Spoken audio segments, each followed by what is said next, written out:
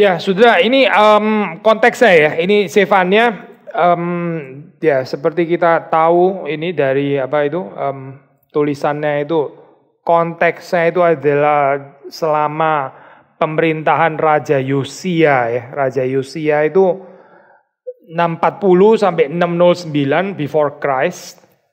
So ini berarti kalau kita ini ya assume Yesaya itu sebelumnya Yesaya itu kira-kira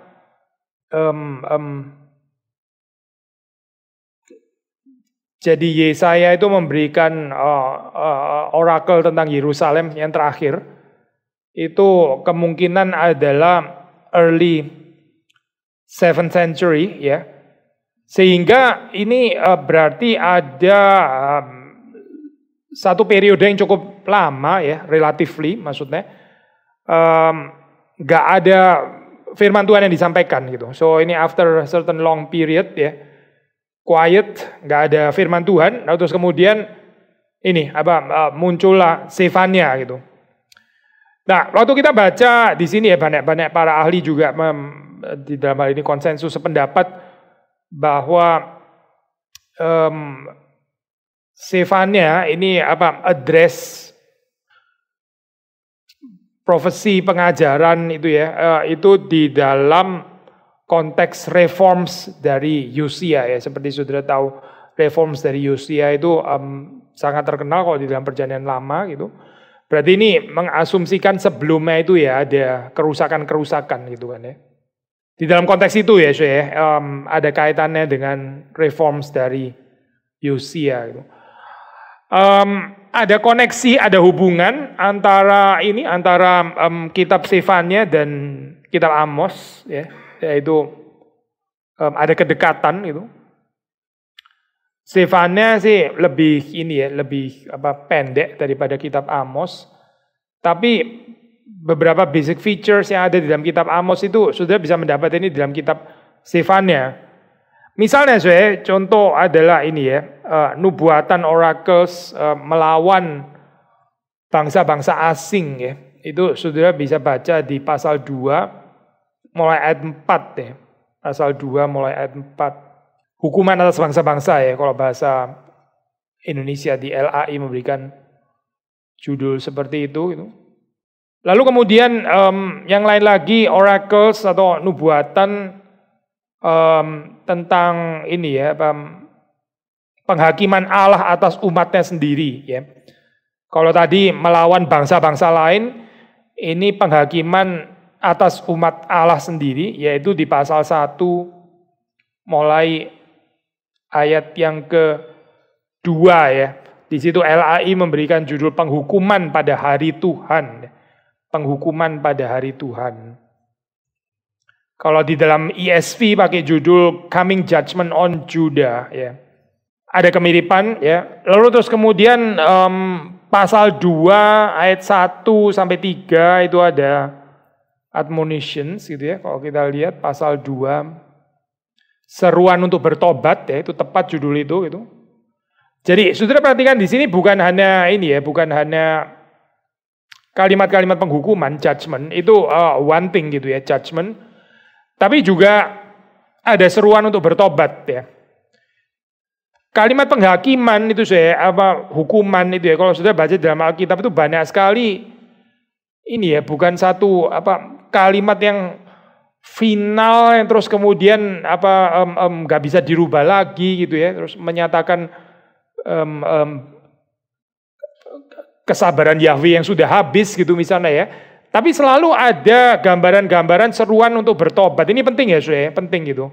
Dan seringkali kita di dalam kehidupan manusia ya, waktu kita menghakimi orang lain gitu misalnya ya, yang nggak ada ya ini seruan untuk bertobat. Malah mungkin kita jangan-jangan pikir orang seperti ini sudah lebih baik nggak bertobat gitu ya, supaya kebinasaannya itu semakin pasti gitu. Tapi kalau saudara membaca di dalam kitab Zephania ini misalnya, bukan cuma di dalam kitab Zephania, tapi juga di dalam bagian-bagian lain di dalam perjanjian lama, saudara akan mendapati bahwa ya ada ini ya, hukuman seruan tentang penghukuman Tuhan, dan itu sangat keras ya, murka Tuhan dan sebagainya. Tapi saudara mendapati ya Tetap ada kalimat-kalimat seruan untuk bertobat. Kita baca ya, karena bagian ini indah ya, 1-3 ini nggak terlalu panjang memang. Ya kalau sudah baca tetap lebih banyak kalimat-kalimat penghukuman ya kan ya, betul gitu. Tapi nggak pernah kehilangan ada seruan untuk bertobat ya, karena itu 1-3 ini beautiful ya. Bersemangatlah dan berkumpullah hai bangsa yang acuh tak acuh ya. Sudah lihat ya, tetap ada kalimat ini kan teguran ya, bangsa yang acuh tak acuh. Tapi tetap diajak untuk bertobat. Sebelum kamu dihalau seperti sekam yang tertiup, sebelum datang ke atasmu murka Tuhan yang bernyala-nyala itu, sebab datang ke atasmu hari kemurkaan Tuhan. Carilah Tuhan, hai semua orang yang rendah hati di negeri, yang melakukan hukumnya. Carilah keadilan, carilah kerendahan hati. Mungkin kamu akan terlindung pada hari kemurkaan Tuhan. Ya. Mungkin kamu akan terlindung pada hari kemurkaan Tuhan. Siapa tahu gitu ya, perhaps ya. Barangkali kamu akan terlindung. Tetap ada seruan untuk bertobat. Ini penting ya. Karena kalau sudah baca secara keseluruhan lebih banyak ya ini ya berita penghukuman gitu ya, baik untuk bangsa-bangsa lain maupun juga untuk Yuda ya, untuk Yuda. Ini masih termasuk kemiripan dengan Amos gitu. Lalu juga ada bahasa janji ya, again. Jadi ada oracles melawan bangsa-bangsa, ada oracles penghakiman terhadap umat Tuhan ya. Terus ada admonisi, ada seruan untuk bertobat, dan yang keempat ini ada bahasa janji, language of promise ya. Pasal 3 ayat 9. Pasal 3 ayat yang ke-9, janji keselamatan ya. LAI memberikan judul janji keselamatan itu. Nah, bagian ini cukup panjang, ini ya, lebih panjang daripada yang 2-1-3 tadi gitu. Maksudnya 4 hal ini, 4 hal yang kita sebut tadi ya, itu ada kemiripan indeed dengan kitab Amos yang lebih panjang ya. Mungkin lebih panjang hampir 2 kalinya gitu ya dari kitab Sefania. Nah, motif yang penting di dalam kitab Sefania ini adalah ya, the day of the Lord ya, disebut dengan hari Tuhan ya, hari Tuhan. Hari Tuhan itu apa? Ya ini dimengerti sebagai hari bencana gitu. Hari Tuhan itu adalah hari murka Tuhan ya, bencana gitu. Motif yang ini ya penting gitu di dalam kitab Sefania ini. Jadi apa itu ya the day of the Lord ya? Tidak lain tidak bukan adalah hari penghakiman Tuhan yang menakutkan itu ya terhadap seluruh dunia. Again, bukan hanya kepada umat Allah, tapi juga kepada bangsa-bangsa lain. Gitu. Tetapi seperti kita tadi sudah katakan deh, saudara tetap membaca ada perspektif keselamatan ya. Jadi ini dialektis gitu ya. Satu sisi berita penghakiman, di sisi yang lain ada perspektif keselamatan. Bahkan saudara membaca juga untuk bangsa-bangsa ya. Yang akan diselamatkan juga adalah bangsa-bangsa. Yahweh itu akan berpaling kepada mereka gitu. Kita baca aja ya. 2 ayat 11 tadi kan kita baca 2-1-3 ya. 2-1-3 sekarang 2 ayat 11 ya. Ini di tengah-tengah perikop tentang penghukuman padahal ya. Tapi ayat 11 kemudian Tuhan akan mendahsyatkan mereka sebab ia akan melenyapkan para Allah di bumi ya. Peperangannya itu adalah melawan Allah-Allah palsu itu ya, idolatry. Dan kepada Yahweh, kepada Tuhan akan sujud menyembah setiap bangsa daerah pesisir masing-masing dari tempatnya. Ya. Akan sujud menyembah setiap bangsa daerah pesisir masing-masing dari tempatnya. Ini kan perspektif keselamatan ya sebetulnya gitu ya. Lalu terus kemudian kita baca juga dari pasal 3 ayat yang ke-9 yaitu di dalam perikop tentang janji keselamatan itu ya. Anyway ini perikopnya memang tentang janji keselamatan, language of promise. Tetapi sesudah itu aku akan memberikan bibir lain kepada bangsa-bangsa, yakni bibir yang bersih. Bibir yang bersih. Supaya sekaliannya mereka memanggil nama Tuhan. Beribadah kepadanya dengan bahu-membahu. Urusan bibir ini penting ya, saya kalau untuk kitab Sefania gitu. Perhaps yang mengangkat ini kan kalau di Perjanjian Baru itu Yakobus gitu ya. Dari lidah yang sama gitu ya. Itu dipakai untuk memuji Tuhan atau dipakai untuk menghujat atau apa gitu ya. Ini bibir ya di sini ya, bibir. akan memberikan bibir lain kepada bangsa-bangsa, yaitu bibir yang bersih. Jadi urusannya itu bukan hanya dengan urusan kelakuan, sikap hati sih sudah pasti gitu ya, karena hati itu kan sumber semuanya. Tapi juga apa yang keluar dari mulut gitu ya, itu penting gitu.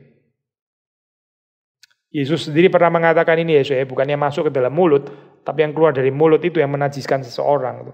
So ini bibir ini penting kalau untuk kitab Sefania ya. Lalu tentang ini tentang apa itu doktrin Allah ya. Doktrin Allahnya itu ini ya, ini ada pergeseran gitu. Nah, teologinya itu adalah teologi for the poor di sini ya, for the poor gitu. Di dalam hal ini ada kemiripan juga dengan Amos dan juga kitab nabi-nabi yang lain. Maksudnya ada dimensi social kritik ya, social kritik. Sudah tahu istilah social kritik ya, kritik sosial gitu. Maksudnya hati-hati dengan orang-orang yang powerful, orang-orang yang kaya, raja, ya, pemimpin-pemimpin jangan menindas orang-orang yang lemah. Itu kan kritik sosial gitu kan ya, kritik sosial penting ya saya. Ini di dalam Alkitab itu banyak loh saya kritik sosial gitu ya. Saudara jangan anggap kritik sosial ini neomarxisme ya saya, itu ngawur banget. Ini jauh sebelum ada Marx dan nggak ada urusan ini sama Marx itu. Mana bisa saya mengaitkan Amos, Sefania, even Injil ya dengan Marx itu gimana ceritanya gitu. Kritik sosial itu bagian daripada message Alkitab gitu ya. Nah, kita kalau di dalam kalangan Injili kurang di dalam bagian ini, I think teologi Injili bermasalah berarti gitu. Ya, apalagi mengatakan segala sesuatu pembicaraan tentang justice injustice itu mendadak didap sebagai neomarxisme ya. Itu ngawur banget itu. Kita mau courting sebagian besar daripada kitab suci atau gimana ya gitu. Sudah baca saja gitu Amos ya, Hosea, Sefania dan sebagainya. So social kritik itu sangat-sangat biasa di dalam Alkitab ya. Nothing to do dengan Marx dan neomarxisme gitu. Tapi kita memang harus bisa membedakan ya, bedanya apa gitu. Ya, bedanya apa itu Marxisme, neomarxisme dengan Alkitab, kita harus bisa membedakan. Kalau kita nggak bisa membedakan ya kita ngawur gitu. Ada bedanya gitu ya, ada bedanya. Ya, tapi bukan hanya sekedar kritik sosial gitu ya, waktu membicarakan teologi for the poor gitu, tapi juga gambaran ya, gambaran akan Allah ya, God's picture portrayal ya, itu juga ada, let's say pergeseran tekanan gitu ya. Ini kita nggak bicara kontradiksi karena nggak ada kontradiksi di dalam teologi perjanjian lama, tapi indeed ada pergeseran tekanan gitu, khususnya kalau dibandingkan dengan disposisi yang ada di dalam zaman ini ya, raja-raja tradisional gitu ya. Itu kan yang digambarkan, yang ditekankan di situ adalah prosperity dari the king ya, rakyat gitu ya, bangsa gitu kan ya, prosperity-nya gitu. Itu tipikal ini ya, tradisional disposisi di dalam zaman raja-raja gitu.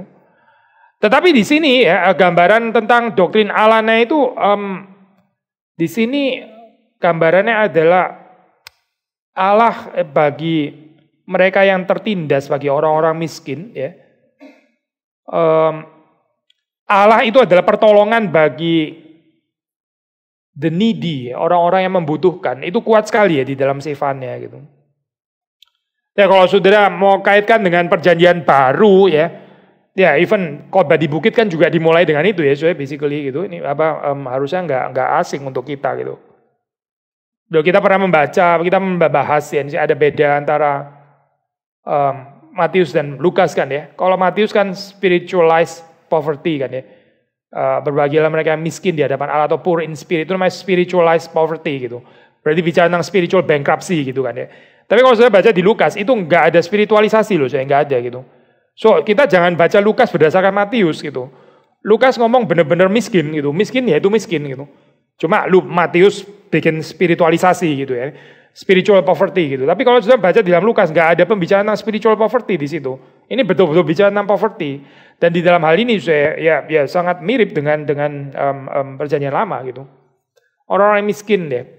Ini jadi sekali lagi ya, jangan dibaca terus kok kiri banget deh ini ya. Kiri ya ini ya, aliran kiri gitu.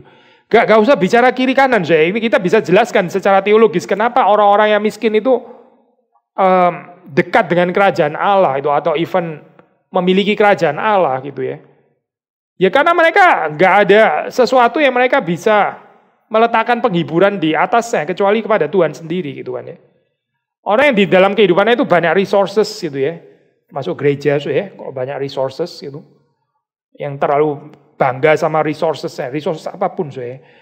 Itu bisa meletakkan penghiburannya di sana daripada di Tuhan gitu. Itu pencobaannya kan di sana ya. Memang nggak mutlak sih, kekayaan nggak harus selalu menjadi sumber penghiburan. Contoh, Sakeus kan nggak meletakkan penghiburan di dalam kekayaan ya. Dia tahu kekayaannya nggak menolong dia kok sebetulnya gitu. Dia tahu banget gitu. Tapi indeed kekayaan itu bisa menjadi pencobaan bagi manusia ya, untuk meletakkan penghiburan di sana. Makanya Pak Lukas bilang celaka orang kaya, di dalam kekayaanmu kamu mendapatkan penghiburanmu gitu kan ya. Di dalam kekayaan kamu mendapatkan penghiburanmu. Nggak mutlak sih orang kaya selalu meletakkan penghiburan di kekayaannya. Hopefully sih tidak gitu. Dan ya kita juga bisa ngomong juga, orang miskin ya nggak mutlak juga karena dia miskin pasti meletakkan penghiburannya pada Tuhan ya, nggak harus juga. Ada juga orang miskin yang tetap cinta uang gitu ya, buat dia problem daripada segala sesuatu itu adalah uang gitu. Dan bahwa penyelesaian utamanya itu adalah uang. Dia miskin padahal gitu ya. Tapi dia percaya juru selamat itu uang sebetulnya gitu ya. Cuma dia sekarang belum ada aja gitu. Dan yang dikejar adalah apa penyelesaian? Ya uang gitu maksudnya itu. Ya, nggak menolong lah ini. Miskin seperti ini nggak menolong gitu maksud. Nggak ada kualifikasi miskin yang menjadi apa ya saya. Ini syarat mutlak di dalam pengertian. Pokoknya kalau miskin pasti selalu ini aja gitu, bener aja gitu. Ya nggak tentu juga sih gitu. Saya pikir di dalam hal ini Alkitab jelas lah ya, tentang waktu bicara tentang kemiskinan itu apa poinnya gitu. Yaitu ini ya, orang miskin seharusnya lebih gampang untuk meletakkan penghiburannya, pengharapannya itu pada Allah dan bukan pada manusia. Nah balik lagi ke kitab Sefania ya saya. Kitab Sefania itu membicarakan Allah ya, bukan sebagai yang akan menjanjikan memberikan prosperity kepada raja, rakyat, ya, umat, bangsa gitu ya, which is ini zamannya raja-raja. Tapi di sini lebih digambarkan sebagai penolong dari the needy, orang-orang yang memerlukan ya. Kita mesti lincah ya, saya melihat zaman itu, di dalam zaman kita itu ya, bagaimana deal dengan kelimpahan teologi perjanjian lama itu ya. Dua-duanya benar saya, tapi ini di dalam saat yang lain ya, di dalam saat yang lain gitu. Alkitab bicara prosperity enggak? Oh ya, Alkitab bicara prosperity. Saya baru bahas ini di mana ya? Renungan malam hari Senin ya kalau nggak salah gitu ya. Prosperity ya, bicara tentang shalom itu ada aspek prosperity, betul itu. Itu Alkitab, istilah dipakai Alkitab. Mazmur 1 itu bicara prosperity saya. Apapun yang dilakukannya berhasil, itu kan prosper bahasa ini, bahasa itu. Prosperity ya, bicara prosperity gitu. Ada di dalam Alkitab bicara prosperity, tapi of course kita mesti kualifikasi prosperity-nya apa gitu kan, pengertiannya, keberhasilannya itu apa gitu ya. Tapi bahwa prosperity itu adalah janji dari Alkitab, benar di dalam teologi tertentu itu bicara prosperity. Tapi di Sefania ini bicara penekanan yang lain gitu. So, waktu kita bicara teologi perjanjian lama, hopefully kita siap dengan kekayaan creative tension seperti ini ya. Yang membosankan itu belajar teologi biblika itu pakai satu single center ya. Itu enggak adequate banget sangat enggak adequate itu. Mau pakai center apapun ya gitu. Apalah, you name it, covenant gitu misalnya. Orang reform kan suka covenant gitu ya. Covenant teologi gitu. Ya mungkin kalau sudah baca Exodus ya covenant ya oke gitu. Coba baca Sefania, saudara ketemu covenant di mana ya gitu. Agak maksa loh saya, Kidung Agung, saudara mau bicara covenant gitu. Root covenant mungkin oke gitu ya. Di root ada covenantnya oke ya. Tapi nggak semua saudara bisa tanda kutip ya, saya perkosa ya, nggak enak kalimat ini ya. Dicocokin masuk ke satu center untuk semuanya gitu ya. Kayaknya nggak cocok deh kayak gini gitu. Dan ya nggak persuasif ya pandangan seperti itu gitu. Untuk mengenal kekayaan dari teologi perjanjian lama atau perjanjian baru juga gitu. Ya, orang baca Yakobus dari perspektif Paulus, baca Matius dari perspektif Paulus, baca Lukas juga dari perspektif Paulus, semuanya Paulus gitu misalnya kan ya. Kayak penulis di dalam perjanjian lama, perjanjian baru cuma Paulus. Sama, sudah di dalam perjanjian lama juga sama di sini ya, ada tension antara traditional kings theology itu ya, di zaman raja-raja dengan penekanan prosperity of the king ya, rakyat ya, dan juga bangsa itu. Tapi kalau di sini gambarannya berbeda di dalam Sefania ya. Nah, ini waktu saudara baca tentang the day of the Lord ya, waktu kita baca pertama itu ya sepintas lalu gak gampang ya saya untuk mengertinya gitu, karena bahasanya ini sangat keras ya gitu ya. Ini bahasa yang dipakai itu, kita baca saja ya. Ini pasal 1 itu, pasal 1, 2, 3 ya. Saya baca ini pasal. Ini kan dari ayat 1 aja saudara sekalian. Firman Tuhan yang datang kepada Sefania bin Kushi bin Gedalia bin Amaria bin Hizkia dalam zaman Yosia bin Amon, Raja Yehuda. Nah ini ya 2. Aku akan menyapu bersih segala-galanya dari atas muka bumi. Demikian firman Tuhan. Menyapu bersih segala-galanya. Aku akan menyapu manusia dan hewan. Aku akan menyapu burung-burung di udara dan ikan-ikan di laut. Aku akan merebahkan orang-orang fasik dan akan melenyapkan manusia dari atas muka bumi. Demikian firman Tuhan. Sudah coba bahasa yang dipakai ini bahasa apa sih? Sudah bisa kasih komen gak ke saya ini? Aku akan menyapu manusia dan hewan. Aku akan menyapu burung-burung di udara, ikan-ikan di laut. Ini bahasa apa sih? Oh ya, itu yang ini nih ya Pak, belakangan ya. Tapi ini bahasa ciptaan, betul sih bahasa ciptaan. Ini loh saya, ini masa saudara nggak connect dengan burung-burung di udara, ikan-ikan di laut. Ini kan bicara ciptaan Tuhan ya sebetulnya gitu. Manusia, hewan, lalu Tuhan menciptakan burung-burung di udara, ikan-ikan di laut. Ini mau di cancel semuanya gitu. Berarti ini bicara apa saya? Ini bicara undoing of created order gitu. Pencet tombol reset gitu maksudnya. Gini saya, kalau sudah baca kitab Ayub ya ada gitunya juga kan ya. Kayak polemik terhadap theology of creation gitu ya. Di Kejadian bilang jadilah terang gitu ya. Terus Ayub bilang biarlah kegelapan menutupi hari kelahiranku gitu ya. Tuhan bilang jadilah terang, dia bilang kegelapan jadilah gitu. Itu kan ofensif banget ya untuk ini apa, teologi cipta. Tapi itu kan yang ngomong kan Ayub kan. Ayub ngomong di dalam keadaan yang susah gitu kan ya. Yang ngomong bukan Tuhan saya, itu Ayub yang ngomong gitu. Tapi ini yang ngomong Tuhan loh. Yang ngomong ini Tuhan gitu. Ini bukan orang lagi depresi atau orang lagi sengsara terus ngomongnya ngawur, teologinya nggak ortodoks gitu misalnya ya. Seperti kayak mau menggagalkan ciptaan gitu ya, berpolemik dengan teologi ciptaan. Tapi ini yang berpolemik dengan teologi ciptaan ini Tuhan sendiri gitu. Ini bahasa yang melawan ya Genesis sebetulnya gitu kan. Undoing of the created. Again saya, kalau sudah baca perjanjian lama ya kita mesti siap dengan tension-tension seperti ini gitu. Banyak sekali sudah tension seperti ini gitu. Apa yang dikatakan Tuhan di Exodus ya entar direlativisasi di dalam kitab nabi-nabi gitu. Ya, kita sudah pernah bahas kan itu ya di dalam kitab nabi. Jangan ingat hal-hal yang purbakala gitu ya. Jangan ingat hal-hal yang dulu itu. Gak usah diingat. Hal-hal yang dulu itu apa konteksnya itu. Itu loh Tuhan yang menyeberangkan Israel keluar lewat Laut Merah yang dibelah itu ya. The old Exodus itu jangan diingat itu. Sudah lewat itu gitu. Yang ngomong siapa? Yahweh yang ngomong gitu. So ada tension ya antara new Exodus dan old Exodus gitu. Dan banyak yang lain. Ini Yeremia ya sudah intention dengan Deuteronomi bilang suruh ngajarkan kepada anak gitu ya berulang-ulang ya. Yeremia bilang sehingga nggak perlu lagi orang diajar oleh sesamanya gitu. Itu kan intention sama Deuteronomi sebetulnya gitu. Ya ini teologi perjanjian lama dan di sini yang intention ini dengan teologi ciptaan ya. Seperti kayak mau pencet tombol reset. Sudah betul sih, maksudnya dalam pengertian to certain extent, to large extent bahkan ya, air bah itu semacam cancellation of creation juga gitu. Sudah as early as kitab Genesis ya, itu kan seperti kayak Tuhan membalikkan lagi ke chaos kayak Tuhan ya. Itu kan membuka air tingkap-tingkap di langit. Tadinya kan sudah dipisah gitu ya, langit, darat dan lautan kan sudah dipisah, itu berarti ada created order kan ya. Sekarang dikacauin lagi gitu maksudnya.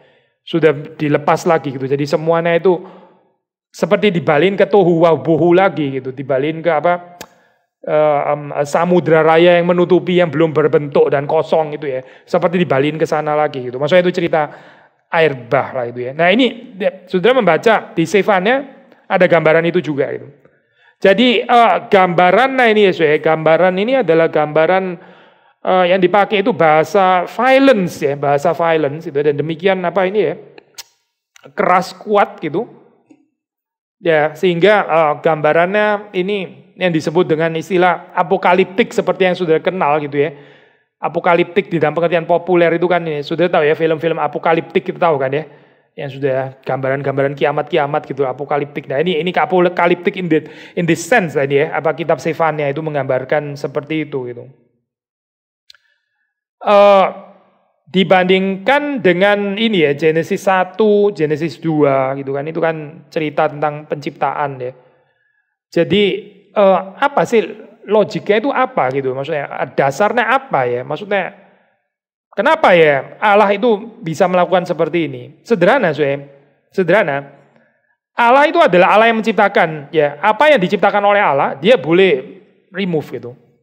Saudara masih ingat ya kemarin kita waktu di kebaktian kan bilang tentang ini ya, segala sesuatu dari dia, oleh dia dan kembali kepada dia gitu. Atau dalam bahasanya Ayub, Tuhan yang memberi, Tuhan yang mengambil gitu. Tuhan yang memberi itu berasal dari Tuhan. Tuhan mau ambil lagi, itu haknya Tuhan loh gitu. So ini Tuhan yang create kan ya. Ini kan bukan manusia yang create gitu ya. Ini kan bukan, ini kan Tuhan yang create. So Tuhan create, dia mau batalin lagi. Itu benar-benar prerogatifnya Tuhan gitu. Tuhan boleh remove lagi. Tapi Tuhan remove-nya itu bukan ini ya, bukan arbitrer gitu ya, soalnya bukan gitu. Soalnya kita nggak bisa bicara kedaulatan Tuhan dalam pengertian arbitrer kayak begini ya, soalnya. Tahu arbitrer soalnya. Kayaknya totally unpredictable gitu, tiba-tiba ngamuk aja gitu ya, for no reason gitu misalnya. Yang nggak gitu lah, itu ngawur lah belajar kedaulatan Tuhan seperti itu gitu. Ada orang yang even argue, ya kalau Tuhan mau gitu juga, kenapa juga? Tetap nggak boleh debat juga, gendeng itu apa kalimat kayak gitu gitu. Itu bukan ajaran Alkitab loh. Tuhan itu bukan terus for no reason tiba-tiba ngamuk terus cancel creation dan sebagainya. Tentu ada alasannya kenapa dia seperti itu gitu. Ini bukan Tuhan yang moody ya. Terus kemudian mentang-mentang dia sovereign jadi bisa melakukan apa saja. Bukan itu loh saya gambarannya gitu. Saudara melihat ada kerusakan di sini ya, ada kerusakan gitu. Jadi kehidupan ini ya, kehidupan yang ada gitu, itu boleh di remove gitu. Bahkan ya bumi itu sendiri. Kita baca ini ya, 1 ayat 18 ya, 1:18 saya baca. Mereka tidak dapat diselamatkan oleh perak atau emas mereka pada hari kegemasan Tuhan, dan seluruh bumi akan dimakan habis oleh api cemburunya. Sebab kebinasaan, malah kebinasaan dahsyat diadakannya terhadap segenap penduduk bumi. Seluruh bumi.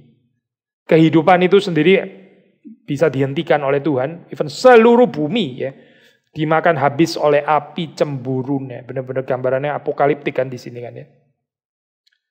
So, apa jadi sekali lagi saya ini apa reasonnya, logiknya apa gitu? Tuhan itu menciptakan dunia ini ada ordo kreasionis gitu ya, ada order of creation, ada created order gitu. Dan itu ada reason, ada bijaksananya Tuhan gitu. Waktu itu di-violated ya, waktu itu dilabrak ya, waktu itu dirusak ya. Dan ini saya apa ya, dunia boleh nggak ada lah gitu. Keras ya saya kalimat ini ya. Atau saya baca di sini, ini saya ambil dari ini apa salah satu buku scholars perjanjian lama. Kalimatnya bagus, saya pikir saya kutip ya. The created order was established for certain reasons, and if they are being violated, then the world no longer deserves to exist. Then the world no longer deserves to exist.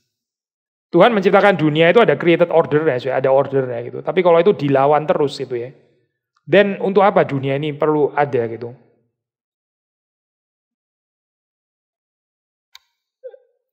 Kita manusia itu bisa menciptakan ini gitu ya. Bisa menciptakan ini. Ini sih nggak bisa gerak gitu ya. Tapi anggap seperti ini misalnya sampai terus-menerus melukai kita gitu. Saudara pikir ini tetap perlu ada gitu. Maksudnya ini manusia yang menciptakan gitu ya. Tapi kalau setiap kali kita terluka terus dengan gelas ini, ya dia boleh nggak ada lah gitu maksudnya. Karena kita yang menciptakan kok ini. Sederhana kan ya, as simple as that gitu. Ini kalau sudah nggak berguna, ya sudah ini kita yang ciptakan, ya sudah buang aja gitu maksudnya. Kenapa ya Tuhan mesti kesulitan, kita mesti kesulitan dengan Tuhan yang kayak gitu gitu. Yang kesulitan itu spoiled kali ya. Kita di dalam kehidupan juga gitu kan sebetulnya. Kalau sudah barang yang kita ciptakan sudah nggak berguna lagi, ya sudahlah, boleh dibuang gitu. Siapa di sini yang simpen baterai yang sudah keluar cairannya, sudah taruh di etalase, di bingkai dan sebagainya? Nggak ada kali ya. Ya sudah buang kan ya. Ya sudahlah gitu. Sekali lagi ya saya, the created order will establish for certain reasons, and if they are being violated, then the world no longer deserves to exist. Menarik saya di sini. Jadi gambarannya gini ya saya. Ini saya juga suka ini kalimatnya. Dia bilang ini ya, the book of Zephaniah ya, does not think life as such is sacred. Kalimat yang sangat-sangat ini ya saya apa ini provokatif ya. Jadi menurut kitab Zephaniah ya, life is gak sacred, life is not sacred, you know. Does not think life as such is sacred. God is sacred, you know. Yang sacred itu Allah, bukan life, gitu. So kalau kehidupan yang dikaruniakan oleh Allah ini ya, ini terus-menerus melawan Allah gitu ya. Yang nggak ada yang sacred dengan kehidupan itu, maksudnya Tuhan boleh batalkan gitu. Kenapa Tuhan mesti menjaga kehidupan sebagai sesuatu yang sacred? Satu-satunya yang sacred yaitu Allah sendiri ya. Bahkan kita boleh membenturkan antara Allah dan kehidupan. Ini jarang ya, saya komparasi kayak gini ya. Bener kan, jarang kan? Seperti kayak kita kan juga jarang melakukan komparasi antara Kristus dan gereja gitu misalnya. Tapi sometimes sudah kita perlu komparasi itu gitu. Kristus itu bukan gereja, gereja bukan Kristus gitu ya. Betul, gereja itu sangat dikasih Kristus gitu ya. Gereja itu adalah mempelayani Kristus, bener ya. Tapi kadang-kadang kita perlu melakukan ini ya, Pak, kontras kayak gitu ya. Tetap bagaimanapun gereja itu bukan Kristus gitu. Sama di sini kita bisa bilang di sini ya sekarang benturannya antara kehidupan itu sendiri dan Allah ya. Saudara sering dengar kalimat life is sacred gitu kan ya. Ya oke lah, life is sacred betul di dalam pengertian derivatif karena life itu diberikan oleh Tuhan, di dalam hal itu sacred betul, kita jangan menghina. Tapi kalau in comparison dengan Allah sendiri ya, mana bisa dibilang life is as sacred as God himself. Ya nggak bisa lah pasti gitu. Di dalam hal ini life itu nggak sacred gitu. Allah lah yang sacred sehingga ya life itu boleh ditiadakan gitu. Ya kalimat-kalimat seperti ini nih ya saya terdengar seperti kayak rada merciless, tapi theologically ini precise loh ini. Gak salah loh ini kok kalimat seperti ini. Dan itu sebetulnya dikatakan di dalam kitab Zephaniah gitu. Jadi saudara jangan kesulitan waktu lihat kok ini ya kehidupan kok tega gitu ya. Kok tega ya kehidupannya sudah ada, manusia, hewan, burung di udara, ikan di laut seperti mau ditiadakan lagi dan sebagainya. Kok tega gitu. Pertanyaannya bukan kok tega Tuhan melakukan itu. Kok tega manusia terus-menerus merusak created order. Itu yang kok tega gitu. Salah ya saya kalau mengarahkan itu kepada Tuhan kok tega itu childish itu. Itu kanak-kanak, cara pikir kanak-kanak seperti itu ya. Selalu rasa Allah yang harus bertanggung jawab yang salah dan yang perlu dikoreksi itu. Ini orang nggak bertumbuh namanya gitu. Dan nggak mengenal ini ya the infinite majesty of God gitu. Kayaknya nggak ada sih konsep itu gitu. So ya tadi kita mengatakan ada perbedaan ya dengan ini teologi di zaman raja-raja gitu. Kenapa ada judgment ya di dalam kitab Zephaniah dan kepada siapa ini Zephaniah itu memberitakan judgment ini ya? Siapa yang dihakimi di sini? Yang bertindak dengan tidak benar ini siapa sebetulnya ya? Nah, menarik saya kalau sudah lihat itu konteksnya di situ ya adalah para pembesar gitu. Raja-raja ya. Anak raja-raja ya, anak-anak raja. Bahkan imam-imam yang enggak beres ya. Yang membawa kepada berhala gitu, yang idolatrous. Ini pemimpin loh saya semuanya gitu ya. Ya, jadi di sini pemimpin yang seharusnya itu menjalankan fungsi mediasinya Yahweh. Kan raja itu kan konsepnya ini ya saya. Saudara tahu di dalam perjanjian lama kan mediasinya kan banyak ya gitu ya. Konsep mediasi itu by the way saya itu sangat penuh ya di dalam perjanjian lama. Kita juga sering ngomongin ini ya. Coba saudara boleh nggak coba? Mediasi di perjanjian lama itu apa misalnya gitu? Mediasi antara Allah dan manusia itu apa mediasinya? Sebutin beberapa, apa? Apa? Nabi, betul ya. Nabi itu mediasi, benar. Terus apa lagi? Ya, imam. Terus raja itu mediasi ya. So, raja itu juga mediasi gitu. Mediasinya kalau sudah baca Mazmur 84 itu misalnya kan ya. Itu kan jelas sekali ya. Maksudnya ini sedikit saja ya, footnote bukan utama. Kalau sudah baca, coba kita baca Mazmur 84 yang terkenal itu ya. Itu kan, lihatlah perisai kami ya Allah, pandanglah wajah orang yang kau urapi. Ayat 9 ya. Lihatlah perisai kami ya Allah, pandanglah wajah orang yang kau urapi. Siapa itu orang yang diurapi ya? Raja maksudnya di sini gitu. Jadi waktu perang itu ya, bangsa Israel itu minta, oh Tuhan lihatlah kepada orang yang kau urapi gitu. Orang yang kau urapi, raja kami, itu seperti perisai gitu. Jelas banget kan ini konsep mediasi gitu. Dan masih ada yang lain, tempel itu mediasi, Taurat itu juga mediasi gitu ya. Banyak hal itu mediasi di dalam perjanjian lama. Tapi yang kita mau bilang terutama di sini adalah kings ya. So kings and priests itu supposedly itu menjadi mediasi Yahweh dan Israel gitu kan ya. Tapi mereka nggak melakukan fungsi mediasi itu. Ya, bagaimana mau menjanjikan prosperity untuk ini? Apa nggak celaka sudah? Kalau misalnya message-nya tetap adalah prosperity for the kings, for the priests dan sebagainya. Lah mereka nggak memediasi gitu. Mereka sendiri nggak memediasi Allah dan umat, tapi mereka malah menindas gitu misalnya, melakukan apa yang jahat. Jadi gimana itu? Ya sudah ini digeser saja gitu maksudnya. Ini mediasi kacau ini gitu.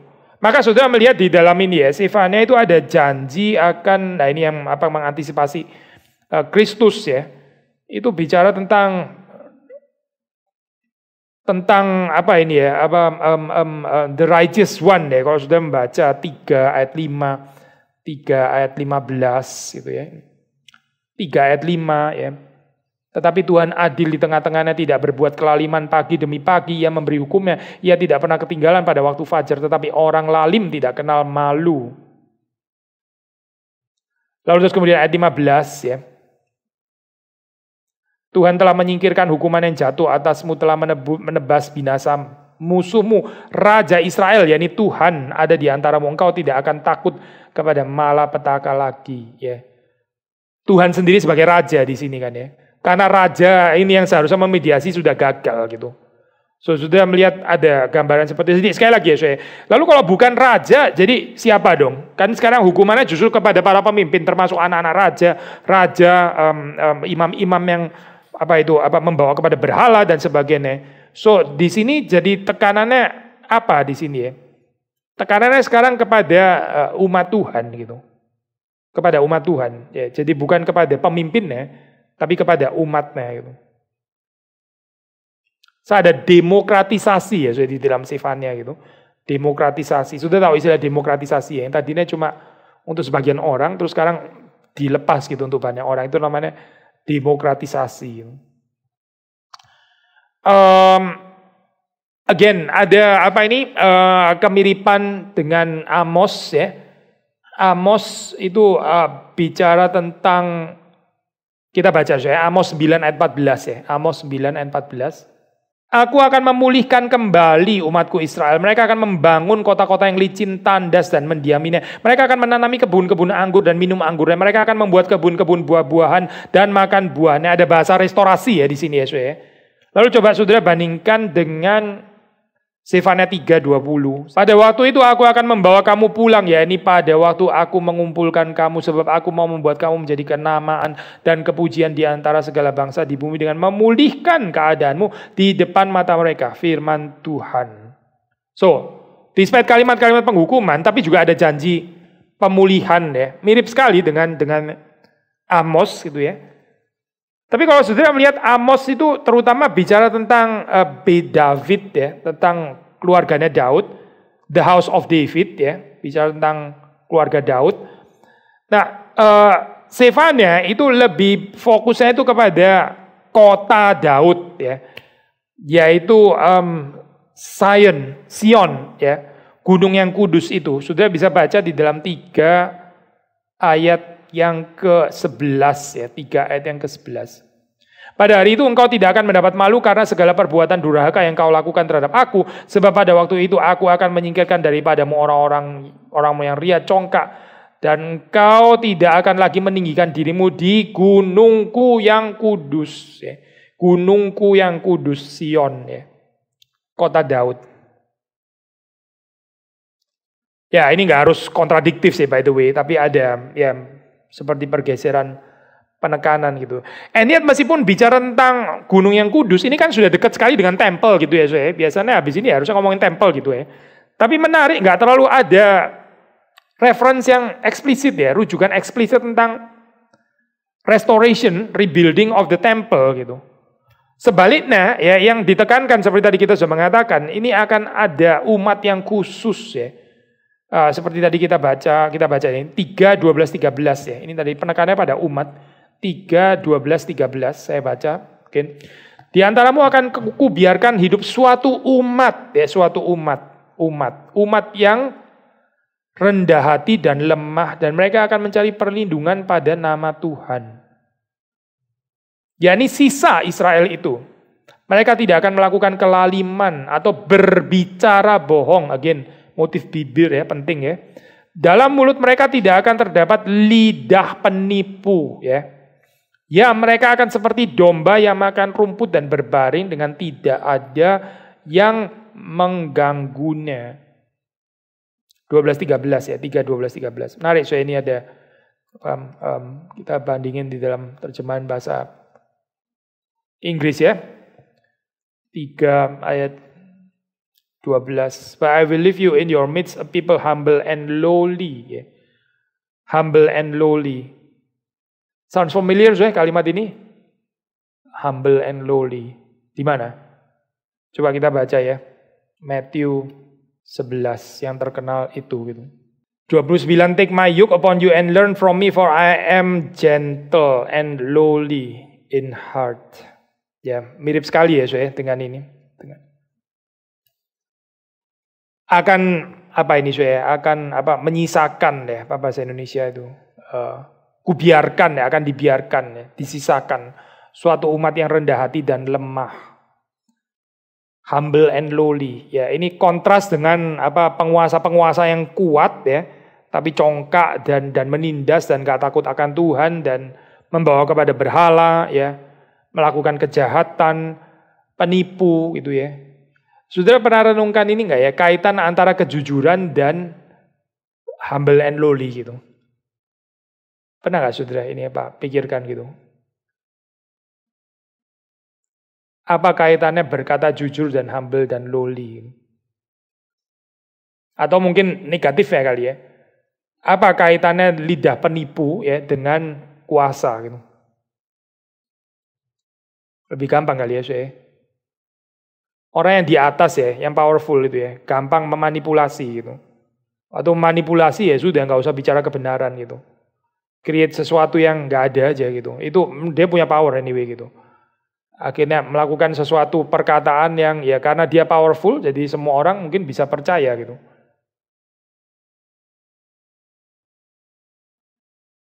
Tapi yang di bawah itu nggak ada pilihan untuk melakukan itu gitu. Ya dia mesti berkata jujur gitu, mesti berkata jujur. So ada kaitan di sini antara humble and lowly ya dan mengatakan kebenaran itu. Yesus itu kebenaran, dia nggak ada dusta di dalam dirinya, nggak ada dusta. Dan sudah lihat kehidupannya itu humble and lowly itu, gentle and lowly in heart ya, Yesus.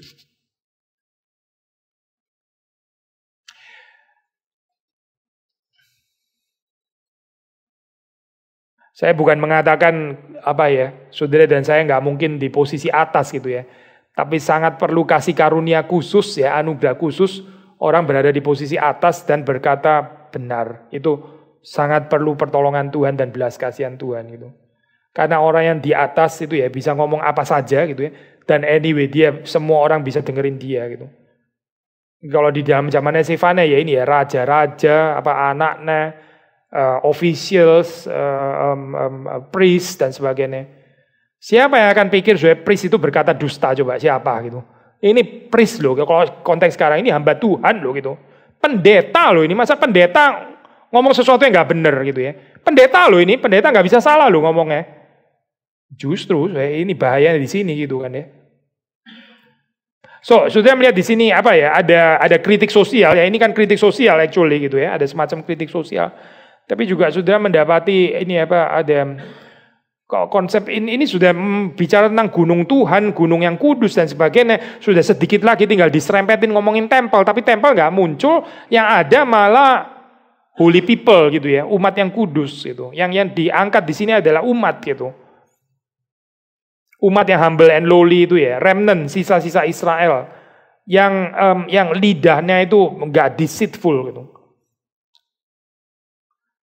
Saudara, ini penting sekali ya, saya kita jangan pernah underestimate perkataan yang jujur loh gitu. Perkataan yang kita orang Indonesia apalagi gitu ya. Suka tambahin kecap apa ini. Suka tambahin apa ini MSG atau apa gitu. Akhirnya bikin kacau gitu ya, itu apa nggak karu-karuan orang ini apa ngertinya itu. Salah belum lagi kalau kita nggak seneng sama orang gitu misalnya ya, misal sudah nggak seneng sama orang terus bilang dia, oh iya dia memang gitu, tambah lagi gitu ya. Kalau bisa kita rusain sekalian namanya sampai benar-benar hancur sekali, memang dia nyebelin gitu orangnya gitu. Deceitful tongue gitu ya, deceitful tongue ini ya saya, deceitful tongue ini ya ini berarti adalah karakteristik ya ini umat yang mau dimurkai oleh Tuhan gitu.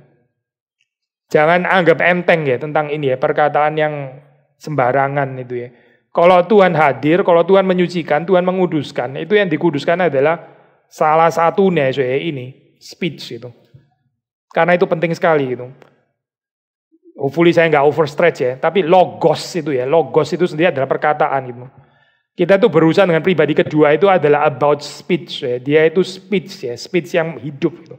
Dan ini so pure ya, ini bagaimana orang yang percaya kepada logos ya, tapi sendirinya perkataannya itu anti logos gitu maksudnya. Kan kacau ya sudah. Logos itu adalah ini loh apa perkataan firman gitu, dan firman yang kudus, yang benar ya, yang suci, yang mulia gitu. Lalu orang yang mengenal logos ya harusnya ada ininya dong, ada apa refleksinya dong, pancarannya apa gitu. Gak pernah kompatibel antara ini gitu ya apa logos dan lidah yang berkata ngawur itu nggak ada kompatibilitinya sama sekali gitu. Kita agak jarang ngomongin bagian ini ya, kita bisa bicara tentang arah hati, kita sering ngomongin dia. Kita bicara tentang perbuatan yang keliru gitu, kita sering bicara itu gitu ya. Tapi bicara tentang kekudusan lidah ya, kekudusan lidah. Dan ini oral atau verbal imagery ini ya, ini penting sekali untuk Sefania gitu. Ya kalau sudah baca kitab nabi-nabi lain ada neraca serong gitu kan ya. Neraca serong ketidakadilan di dalam pengertian perdagangan dan sebagainya. Tapi di sini ya, salah satu yang di pinpoint itu adalah speech gitu. Ini ya Pak, oral atau verbal imagery. Mungkin kita baca beberapa ini ya, saya ini bagian yang apa terakhir itu beberapa resepsi di dalam perjanjian baru gitu dari Sefania gitu. Ini menarik juga untuk melihat ya resepsinya di perjanjian baru itu seperti apa gitu. Coba saudara baca di Sefania 1:3, coba lihat lagi ya, nggak usah baca lagi. Tadi kita sudah bacakan ya, Sefania 1:3. Sefania 1:3. Coba saudara bandingkan dengan Matius 13:41. Matthew 13:41. Ya, menurut ini apa? Salah seorang scholar perjanjian lama ya, ini ada kaitannya gitu. Matius 13:41 saya baca ya. Anak manusia akan menyuruh malaikat-malaikatnya dan mereka akan mengumpulkan segala sesuatu yang menyesatkan dan semua orang yang melakukan kejahatan dari dalam kerajaannya. So ada motif ini ya Pak, itu motif penghukuman juga di sini ya. Kalau sudah baca sampai 42, semuanya akan dicampakkan ke dalam dapur api dan seterusnya ya. Motif penghukuman. Ini kan tentang penjelasan perumpamaan lalang dan gandum atau lalang di antara gandum gitu ya. Itu ada scholar yang mengatakan ini sebetulnya mengambil dari inspirasinya itu dari Sefania 1 ayat 3 ya. Lalu kemudian Sefania 1:14 ya, coba 1:14 ya. Sefania 1:14. Sudah dekat hari Tuhan yang hebat itu, sudah dekat dan datang dengan cepat sekali. Dengar, hari Tuhan pahit, pahlawan pun akan menangis.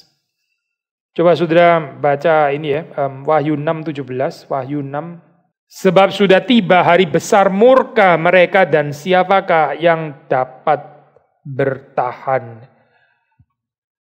Jadi saudara lihat ini ya, Pak, itu resepsi ya daripada teologinya Sefania ini. Di dalam perjanjian baru, khususnya di dalam motif penghukuman dan penghakiman ya. So the day of the Lord sebagai the day of wrath ini ya, sebagai hari murka Tuhan ya, Sefania gitu. Ini juga termasuk ya kalau di dalam apa ini apa itu ya, di dalam apa namanya saya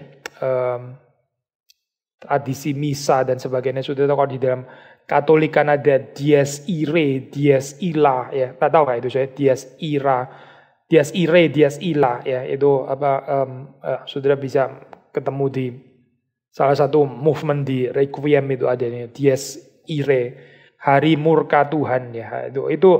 Itu very much inspired dari teologinya ini ya, Sefania ya. Resepsinya itu sebetulnya resepsi yang paling kuat itu adalah dari kitab Sefania gitu. Tetapi juga tentu saja kita mesti ini ya, mengimbangi dengan tadi poin keseriusan murka Tuhan, ya betul gitu, penghakimannya gitu, tapi juga ada seruan pertobatan gitu ya, ada janji pemulihan, janji keselamatan, itu juga Sefania gitu. Jadi saudara melihat dua-duanya itu hadir gitu ya. Pada zaman Zefania ini apa semua raja bobrok gitu? Apa nggak ada raja yang baik gitu?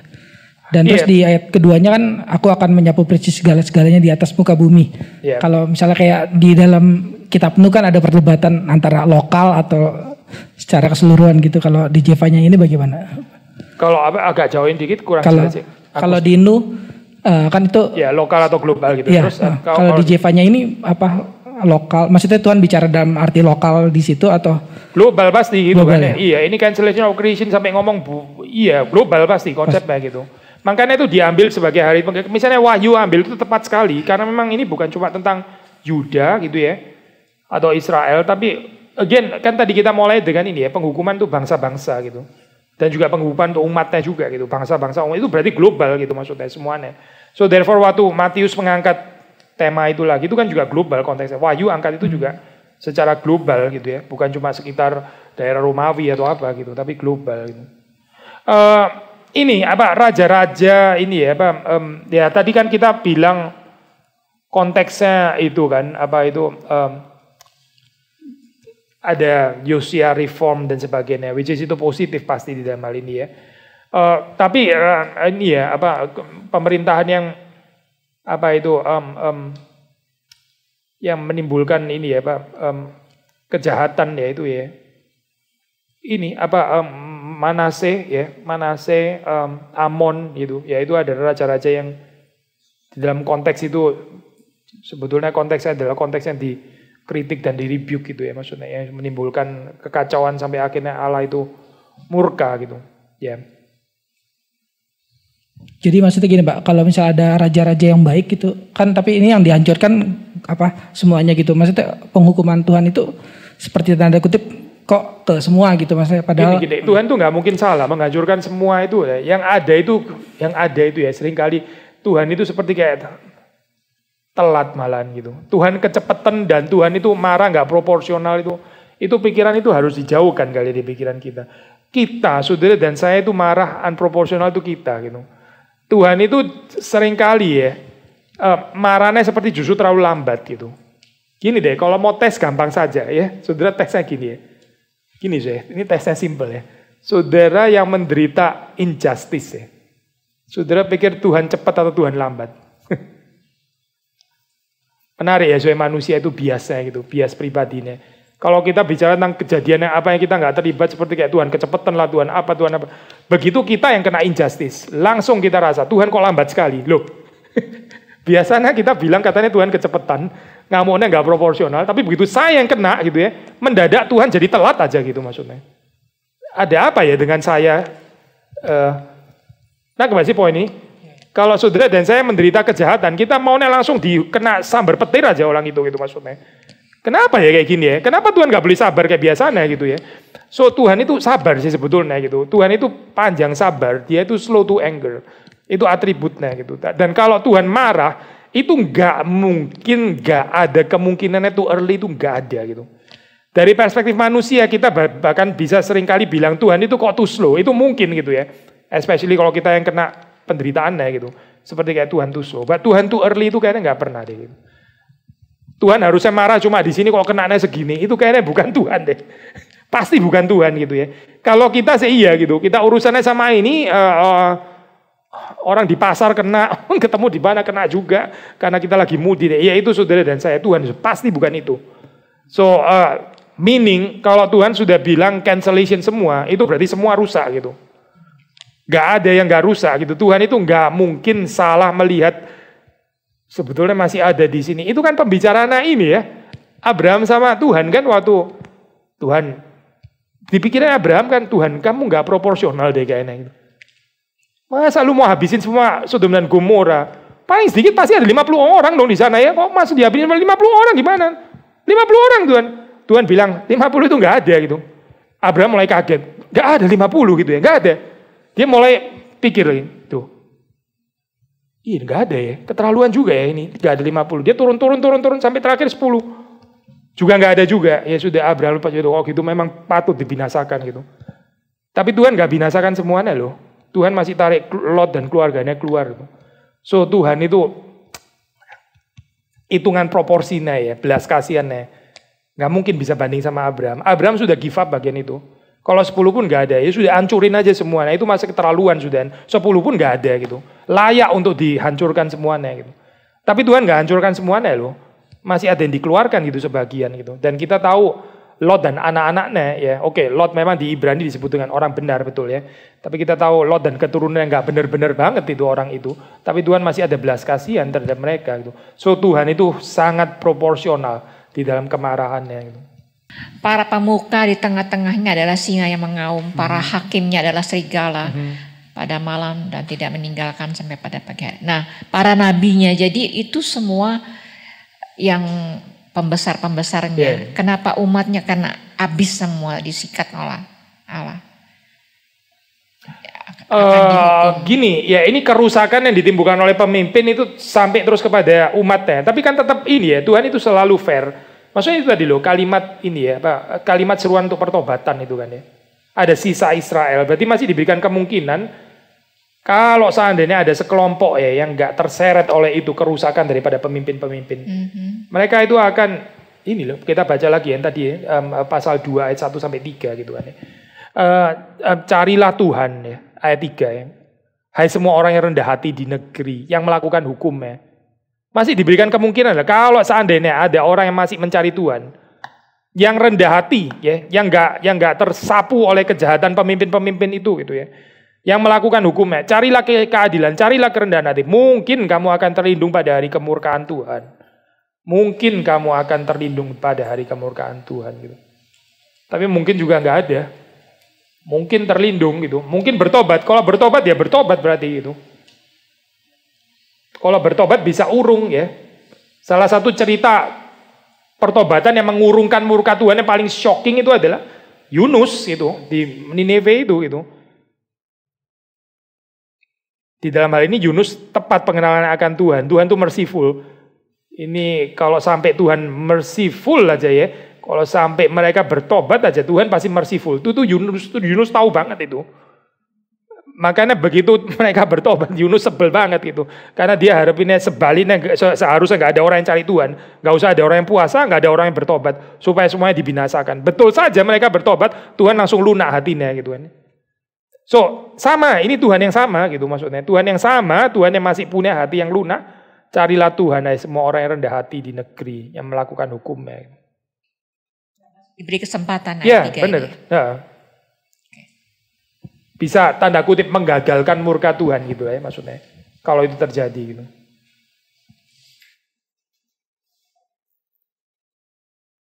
Saya pernah khotbah ini ya, saya Pak Yohanes, kalau saudara masih ingat, itu kan Yohanes itu kan dibagi dua, saya apa ini? Yohanes 11 itu kan Jesus public ministry, 1 sampai 11 Jesus public ministry. Mulai 12 itu kan masuk Yesus pelayanan kepada murid-muridnya gitu kan ya. Yang dimulai dengan cerita apa ini namanya? Apa itu? Mencuci kaki murid-murid ya. Sorry 13 ya, saya salah pasal. 13 ya. Mulai 13 itu mulai Jesus ya so-called private ministry dengan muridnya. Tapi 1 sampai 12 ya.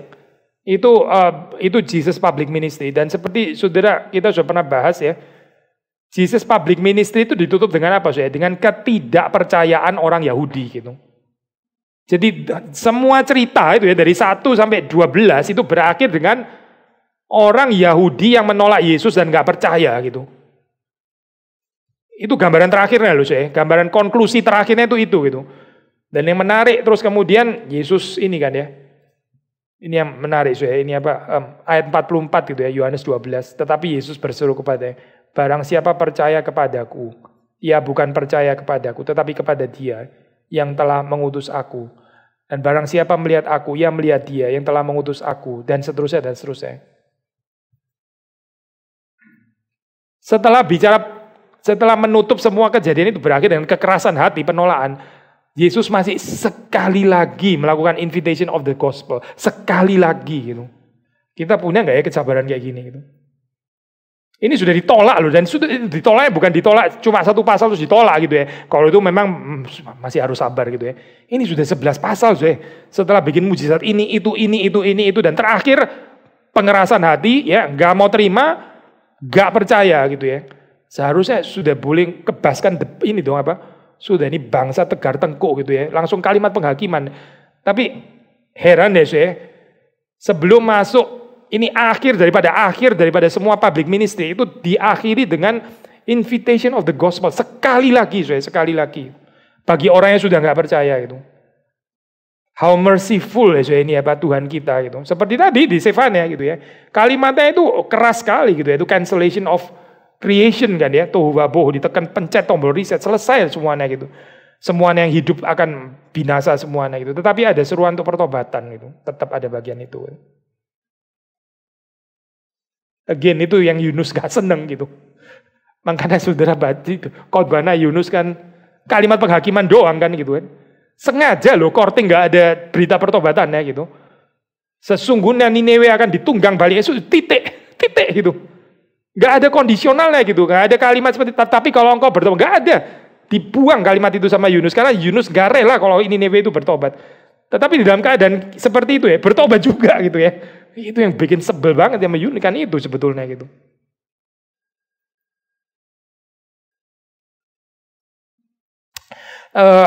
Satu hal saya ini agak mungkin bukan profil utamanya ya, tapi satu hal ini ya, kita pernah bicara tentang pertumbuhan ya. Kalau kita bertumbuh di dalam kedewasaan ya, itu kita bertumbuh di dalam cinta, di dalam kasih pasti gitu ya.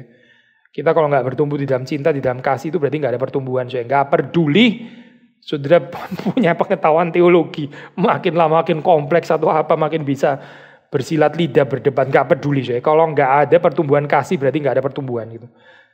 Satu lagi ya, yang dekat dengan kasih ya. Pertumbuhan mercy and compassion. Pertumbuhan mercy and compassion, belas kasihan. Kalau ini nggak ada, so ya. Kalau kita nggak menjadi orang yang makin compassionate, berarti kita nggak bertumbuh loh, so ya. Bener nggak bertumbuh gitu. Orang yang bertumbuh itu pasti bertumbuh di dalam mercy and compassion, because our God is a compassionate and merciful God. Nggak mungkin bertumbuh ke arah Tuhan, tapi atribut ininya nggak kena, itu nggak mungkin banget gitu. Makin lama makin compassionate, makin loving, makin merciful, ya makin sabar termasuk ya. Slow to anger termasuk itu. Karena Allah kita slow to anger. Tapi kalau kita sumbu pendek, ya itu kayaknya Allah yang lain deh. Itu bukan Allah yang di dalam Alkitab gitu. Karena Allah yang di dalam Alkitab itu slow to anger gitu.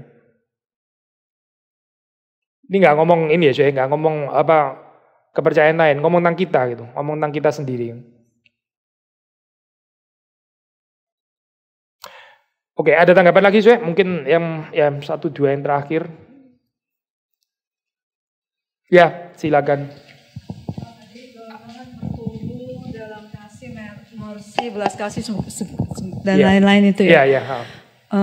Yang saya tanyakan itu bagaimana latihan-latihan rohani, bagaimana supaya saya memiliki ini. Ya, very good. Pertanyaan yang bagus sekali ya. Ini kalau kita mengikuti dari ini ya, dari apa itu kitab Sefanya gitu kan ya. Ini ada dosa ya. Kita mesti ada keberanian untuk menegur gitu ya. Ini saya ngambil dari Sefanya langsung gitu ya. Ada keberanian untuk menegur ya, mengatakan kalimat penghakiman ya. Tapi harus fair juga memberikan kalimat undangan untuk pertobatan gitu. Itu penting gitu. Ini ya, yang terakhir ini ya. Teguran boleh keras, tapi terus kemudian tetap menyisakan ada kemungkinan orang itu bisa bertobat, boleh bertobat. Jangan stempel orang itu stempel mati gitu ya. Seperti kayak Paulus itu mengatakan kalimat, jangan menghakimi sebelum waktunya. Sudah tahu ya ada ayat itu ya. Jangan menghakimi sebelum waktunya gitu. Apa sih artinya menghakimi sebelum waktunya gitu? Di sini kita sudah anggap orang ini pasti orang reprobat lah, orang fasik lah atau apa. Itu menghakimi sebelum waktunya. Ini kan belum selesai ya kehidupannya gitu. Belum selesai loh kehidupan orang ini gitu. Kita kok nggak ada pengharapan ya untuk orang itu bertobat, diselamatkan. Tapi kita malah mungkin seperti Yunus mengharapkan seperti orang ini sudah saking terkenal kerusakannya gitu ya. Kita tahu track recordnya dan sebagainya. Sudahlah dia mendingan binasa saja gitu misalnya. Ya ini nggak ada compassion namanya, nggak ada mercy gitu. Tuhan itu nggak bersuka cita atas kematian orang fasik kan. Ada ayat seperti itu ya. Maka orang yang mengenal Tuhan yang seperti itu ya, juga nggak bersuka cita atas kematian orang fasik, nggak bersuka cita. Karena Tuhan yang kita kenal tuh nggak bersuka cita atas kematian orang fasik. So latihannya ini ya, salah satunya adalah itu ya jangan hanya menegur one thing gitu ya, tapi menyisakan kemungkinan orang itu bisa bertobat ya. Ada ruang yang diberikan gitu ya. Kita nggak tahu sih by the way ya, maksudnya kita juga nggak bisa memastikan, tapi paling nggak kita menyediakan ruang kepada orang itu untuk berubah ya, untuk bertumbuh dan sebagainya. Itu kita being merciful and compassionate. Tapi kalau kita sudah memberikan kayak ketokan terakhir ya, stempel terakhir gitu, itu kan Tuhan ya yang melakukan itu, Tuhan loh sebetulnya gitu, bukan saudara dan saya loh gitu. Not even gereja itu Tuhan loh yang melakukan itu gitu. So ya, kalau kita bisa melatih diri demikian, dan tentu ada latihan-latihan lain seperti kayak kalau mercy, compassion ya, kita berurusan dengan ini ya, orang-orang yang menderita ya, orang-orang yang susah itu ada orang-orang seperti itu dihadirkan Tuhan di dalam sekitar kehidupan kita, menolong kita untuk bisa ada ini ya, develop kita punya compassion and mercy gitu. Penting loh orang-orang seperti itu yang menderita itu, yang dihadirkan Tuhan di sekitar kita gitu. Saya pernah tantang ini, saya khotbah di mana ya waktu itu ya, di Jerman kayaknya. Saya tanya mereka, peristiwa apa yang saudara itu bisa spontaneously expressing your compassion and mercy gitu. Karena terus terang di sana itu nggak terlalu ada kayak gitu. Orang di sana bisa ada orang yang homeless gitu ya, terus masuk ke kereta dan sebagainya, minta dan sebagainya. Itu orang itu gak kasih itu biasa banget Kasih juga gak apa-apa memang kadang kasih, tapi gak kasih juga gak ada yang aneh sama sekali dengan gak kasih gitu. Karena dianggap mereka sudah ada tunjangannya dari pemerintah, ada sistemnya sendiri dan sebagainya. So saya tanya ke mereka, ini di dalam keadaan yang kayak gini nih, kita ada kesempatan apa yang kita bisa show mercy and compassion di mana ya gitu. Jangan-jangan karena setiap orang sudah saking hebatnya berjuang sendiri-sendiri gitu ya, maksudnya bisa ngurusin sendiri-sendiri sampai akhirnya kita nggak ada kesempatan juga untuk show mercy and compassion gitu. Bahaya loh keadaan seperti itu kalau nggak ada kesempatannya gitu. Ya, kalau di sini sih konteksnya lain lagi gitu ya. Mari kita berdoa. Tuhan, kami bersyukur untuk berkat Tuhan, kami bisa mempelajari kitab Sefanya ini dan berdoa supaya Tuhan nolong kami bisa mengaplikasikannya di dalam kehidupan kami, dan Tuhan mengubah, membentuk kami jadi orang-orang yang mengenal Tuhan dan juga merefleksikan kehidupan pengenalan itu. Tolong kami dan kuasa kehadiran Roh-Mu yang kudus yang memampukan kami untuk bisa hidup seturut firman-Mu. Demi Yesus Kristus kami memohon. Amin.